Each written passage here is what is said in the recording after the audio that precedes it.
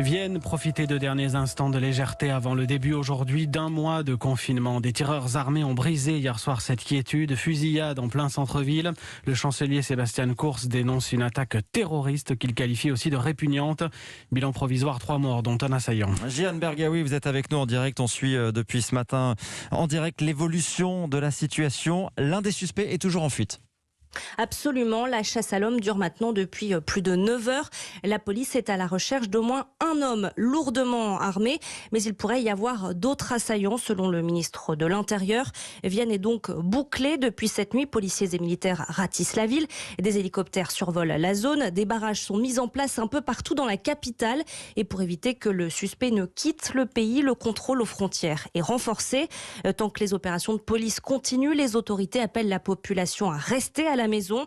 Ce sont donc 6 lieux différents en plein cœur de la capitale qui ont été visés. Le bilan fait état d'au moins 2 morts. 15 personnes sont hospitalisées, dont 7 dans un état grave. Et puis un mort du côté des assaillants abattus par la police hier, peu après les premiers tirs vers 20h. Alors pour l'instant, les autorités n'avancent aucune piste sur le profil des auteurs de cette attaque.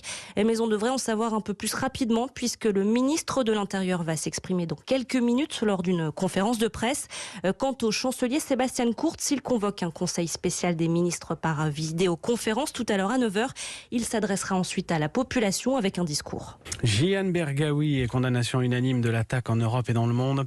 Nos ennemis doivent savoir à qui ils ont affaire. Nous ne céderons rien, a réagi Emmanuel Macron. Et à l'instant, Donald Trump dit que les attaques du mal doivent cesser après ces attentats.